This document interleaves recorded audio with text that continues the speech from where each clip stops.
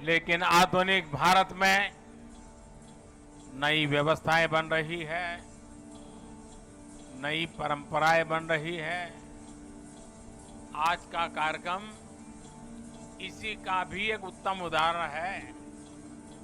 साथियों, अभी यहां मैंने जो यात्री के रूप में हमारे स्कूल के बच्चे जा रहे थे, कुछ पल उनके बीच बताया, उनसे संवाद भी किया। उनके भीतर इस ट्रेन को लेकर जो उत्सुकता थी, उमंग थी, वो देखने योग्य थी। यानी एक तरह से वंदे भारत ट्रेन विकसित होते भारत की उमंग और तरंग का प्रतीक है। और आज जब ये कार्यक्रम तय होता था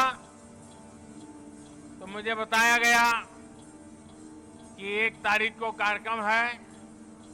मैंने कहा, भाई 1 अप्रैल को क्यों रखते हो?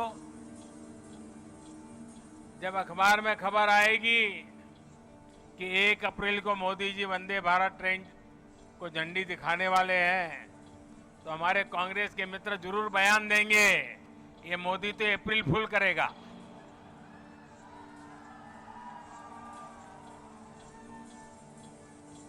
लेकिन आप देखते हैं 1 अप्रैल को ही ये ट्रेन चल पड़ी है। साथियों, ये हमारे कौशल, हमारे सामर्थ्य, हमारे आत्मविश्वास का भी प्रतीक है। और भोपाल आने वाली ये ट्रेन तो पर्यटन को सबसे ज्यादा मदद करने वाली है। इससे सांची स्तूप, भीमबेटका, भोजपुर और उदयगिरी गुफा जैसे पर्यटन स्थलों में आवाजाही और बढ़ने वाली है। और आपको पता है कि पर्यटन बढ़ता है तो रोजगार के अनेक अवसर बढ़ने लग जाते हैं, लोगों की आय भी बढ़ती है। यानी ये वंदे भारत लोगों की आय बढ़ाने का भी माध्यम बनेगी, क्षेत्र के विकास का माध्यम भी बनेगी। साथियों, 21वीं सदी का भारत अब नई सोच, नए अप्रोच के साथ काम कर रहा है। पहले की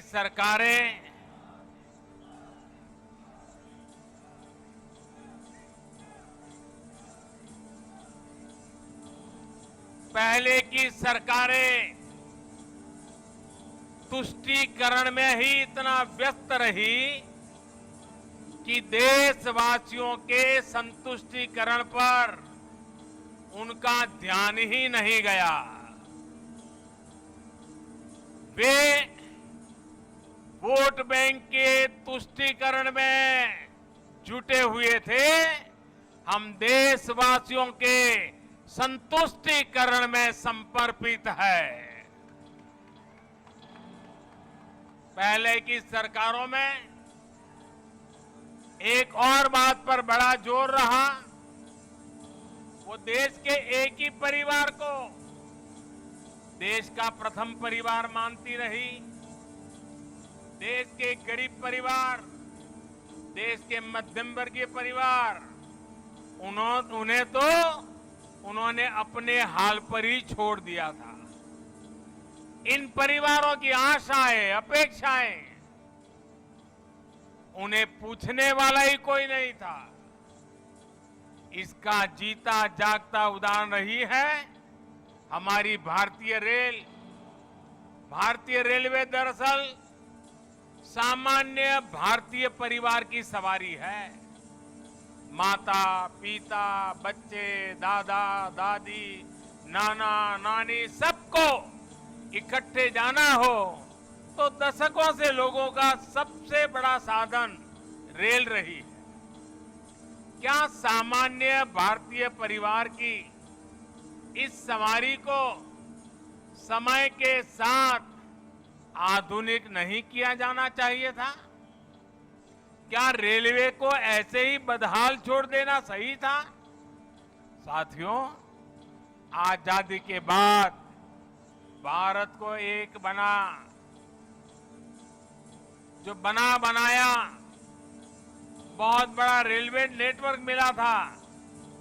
तब की सरकारें चाहती तो बहुत तेजी से रेलवे को आधुनिक बना सकती थी, लेकिन राजनीतिक स्वार्थ के लिए, लोक लुभावन वादों के लिए रेलवे के विकास को ही बलि चढ़ा दिया गया। हाल तो ये थी कि आजादी के इतने दशकों बाद भी हमारे नॉर्थ ईस्ट के राज्य ट्रेन से नहीं जुड़े थे। साल 2014 में जब आपने मुझे सेवा का अवसर दिया तो मैंने तय किया कि अब ऐसा नहीं होगा, अब रेलवे का कायाकल्प होके रहेगा। बीते 9 वर्षों में हमारा ये निरंतर प्रयास रहा है कि भारतीय रेल दुनिया का श्रेष्ठ रेल नेटवर्क कैसे बने। साल 2014 से पहले भारतीय रेल को लेकर क्या क्या खबरें आती थी, ये आप भली भांति जानते हैं।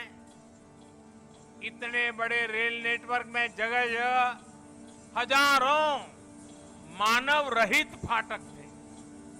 वहां से अक्सर दुर्घटनाओं की खबरें आती थी। कभी कभी स्कूल के बच्चों की मौत की खबरें दिल दहला देती थी। आज ब्रॉडगेज नेटवर्क मानव रहित फाटकों से मुक्त हो चुका है। पहले ट्रेनों के दुर्घटनाग्रस्त एक्सीडेंट होने और जान माल की हानि की घटनाएं भी आए दिन आती रहती थी।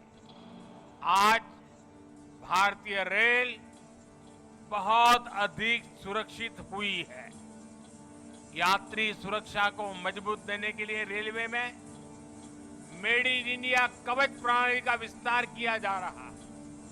साथियों, सुरक्षा सिर्फ हादसों से ही नहीं है, बल्कि अब सफर के दौरान भी अगर किसी यात्री को शिकायत होती है तो त्वरित कार्रवाई की जाती है। इमरजेंसी की स्थिति में भी बहुत कम समय में सहायता उपलब्ध कराई जाती है।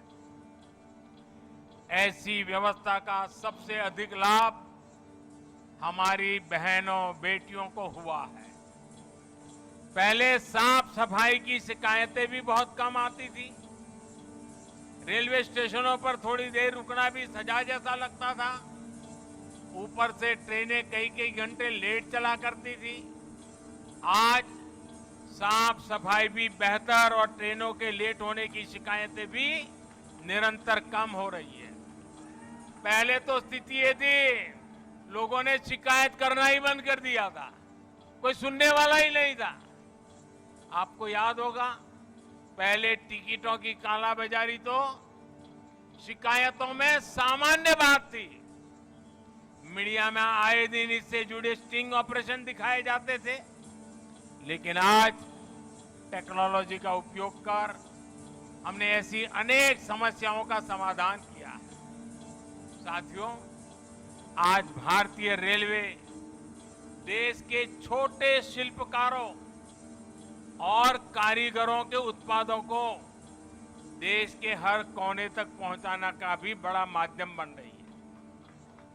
वन स्टेशन वन प्रोडक्ट, इस योजना के तहत जिस क्षेत्र में वो स्टेशन है, वहां के प्रसिद्ध कपड़े, कलाकृतियां, पेंटिंग, हस्तशिल्प, बर्तन आदि यात्री स्टेशन पर ही खरीद सकते हैं।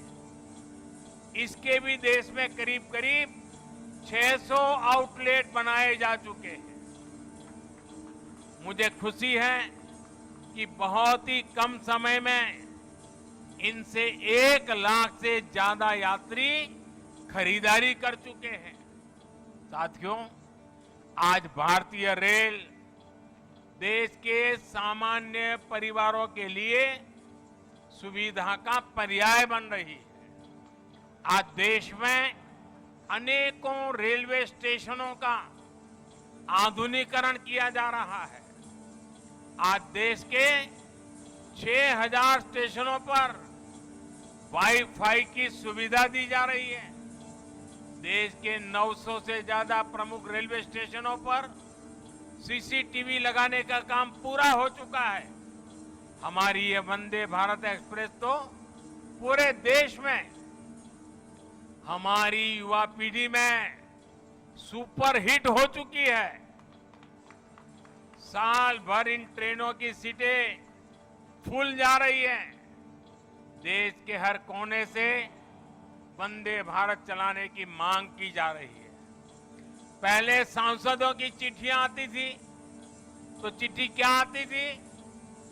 सांसद लिखते थे फलानी ट्रेन इस स्टेशन पर रोकने की व्यवस्था हो, अभी 2 स्टेशन पर रुकती है, 3 पर रोकने की व्यवस्था हो, यहां रोकी जाए वहां रोकी जाए, यही आता था। आज मुझे गर्व है, मुझे संतोष है जब सांसद चिट्ठी लिखते हैं और मांग करते हैं कि हमारे यहां भी वंदे भारत जल्दी से जल्दी चालू हो। साथियों, रेलवे यात्रियों की सुविधाएं बढ़ाने का यह अभियान लगातार बहुत तेज गति से चल रहा है। इस साल के बजट में भी रेलवे को रिकॉर्ड धनराशि दी गई है। एक समय था जब रेलवे के विकास की बात होते ही घाटे की बात की जाती थी, लेकिन अगर विकास की इच्छा शक्ति हो, नियत साफ हो और निष्ठा पक्की हो तो नए रास्ते भी निकल ही आते हैं। बीते 9 वर्षों में हमने रेलवे के बजट को लगातार बढ़ाया है। मध्य प्रदेश के लिए भी इस बार 13,000 करोड़ रुपए से अधिक का रेलवे बजट आवंटित किया गया है, जबकि 2014 से पहले मध्य प्रदेश के लिए हर वर्ष औसतन 600 करोड़ रुपया, आप बताइए 600 करोड़ रुपए रेलवे बजट था। कहां 600 और कहां आज 13,000 करोड़। साथियों, आज रेलवे में कैसे आधुनिकीकरण हो रहा है, इसका एक उदाहरण इलेक्ट्रिफिकेशन का काम भी है। आज आप आए दिन सुन रहे हैं कि देश के किसी न किसी हिस्से में रेलवे नेटवर्क का 100% बिजलीकरण हो चुका है। जिन 11 राज्यों में 100% बिजलीकरण हो चुका है, उसमें मध्य प्रदेश भी शामिल है। 2014 से पहले हर साल एवरेज 600 किलोमीटर रेलवे रूट का इलेक्ट्रिफिकेशन होता था। अब हर साल औसतन 6000 किलोमीटर का इलेक्ट्रिफिकेशन हो रहा है। ये है हमारी सरकार के काम करने की रफ्तार। साथियों, मुझे खुशी है मध्य प्रदेश आज पुराने दिनों को पीछे छोड़ चुका है। अब मध्य प्रदेश निरंतर विकास की नई गाथा लिख रहा है। खेती हो या फिर उद्योग, आज एमपी का सामर्थ्य भारत के सामर्थ्य को विस्तार दे रहा है। विकास के जिन पैमानों पर कभी मध्य प्रदेश को बीमारू कहा जाता था, उनमें से अधिकतर में एमपी का प्रदर्शन प्रशंसनीय है। आज एमपी गरीबों के घर बनाने में अग्रणी राज्यों में है। हर घर जल पहुंचाने के लिए भी मध्य प्रदेश अच्छा काम कर रहा है। गेहूं सहित अनेक फसलों के उत्पादन में भी हमारे मध्य प्रदेश के किसान नए रिकॉर्ड बना रहे हैं। उद्योगों के मामले में भी अब ये राज्य निरंतर नए कीर्तिमानों की तरफ बढ़ रहा है। इन सब प्रयासों से यहां युवाओं के लिए अनंत अवसरों की संभावनाएं भी बन रही है। साथियों, देश में विकास के लिए हो रहे इन प्रयासों के बीच आप सभी देशवासियों को एक और बात की ओर भी ध्यान खिंचवाना चाहता हूं। हमारे देश में कुछ लोग हैं जो 2014 के बाद से ही ये ठान कर बैठे हैं और पब्लिकली बोले भी हैं और उन्होंने अपना संकल्प घोषित किया है। क्या किया है? उन्होंने अपना संकल्प घोषित किया है, हम मोदी की छवि को धूमिल करके रहेंगे।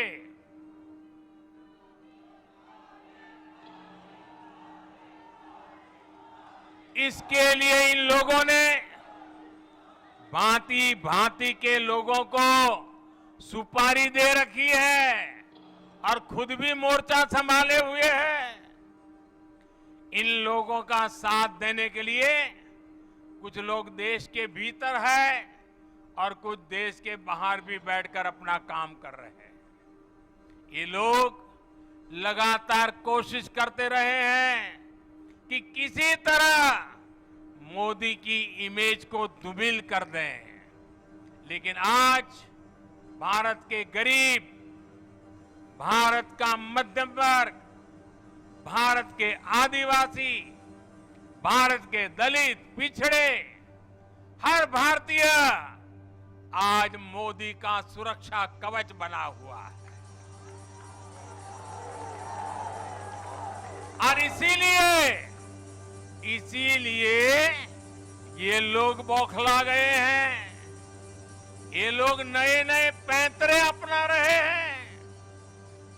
2014 में उन्होंने मोदी की इमेज, मोदी की छवि धूमिल करने का संकल्प लिया। अब इन लोगों ने संकल्प ले लिया है, मोदी तेरी कब्र खुदेगी। इनकी साजिशों के बीच आपको, हर देशवासी को देश के विकास पर ध्यान देना है, राष्ट्र निर्माण पर ध्यान देना है। हमें विकसित भारत में मध्य प्रदेश की भूमिका को और बढ़ाना है। ये नई वंदे भारत एक्सप्रेस इसी संकल्प का ही एक हिस्सा है। धन्यवाद माननीय प्रधानमंत्री जी। और मध्य प्रदेश की विकास गाथा में आपका कीमती समय देने के लिए कोटि कोटि नमन। माननीय प्रधानमंत्री जी और विशिष्ट अतिथियों का हम हृदय से आभार व्यक्त करते हैं।